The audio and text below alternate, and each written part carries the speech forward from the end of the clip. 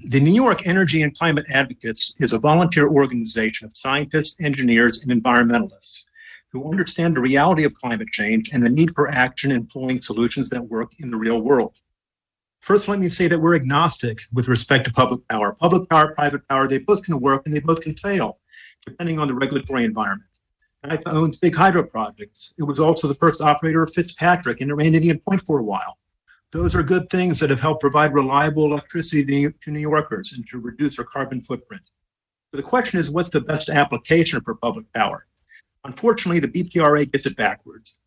It will have NYPA engage in a race with private industry to build as many solar and wind farms as possible. But regardless of who builds those projects, New York will fail to decarbonize its electric grid and thus fail to achieve its climate goals if it does not deal with the system-level issues of intermittency and the need for firm generation.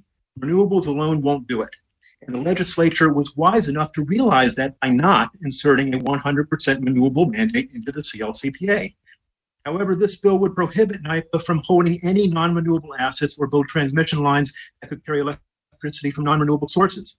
And it would force the state and municipalities to only receive electricity from renewables. That means government buildings in Oswego would be forbidden from using locally produced carbon-free electricity from nuclear power plants right next door. That's a ridiculous position. It's an extremist position.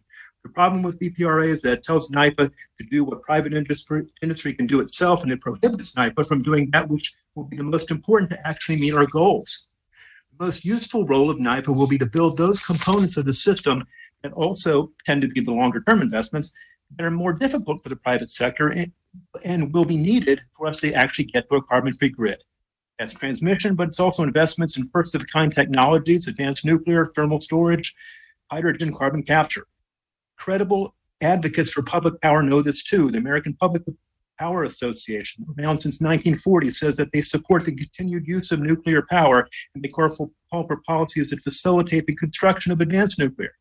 Folks, public power legislation needs to be based on an understanding of technology, not energy prejudice or socialist ideologies. I want to pass a bill. First, start with an analysis of what the private sector is projecting to accomplish, and then figure out what NYPA can do to help fill in the gaps. Don't handcuff NYPA or state and municipalities with additional mandates that aren't in the CLCPA. Embrace New York's spirit of innovation and NYPA's own history of leadership in new technologies by empowering the authority to explore those other carbon-free solutions that we will need. And don't impose energy democracy litmus tests that limit participation to groups with a particular ideological agenda.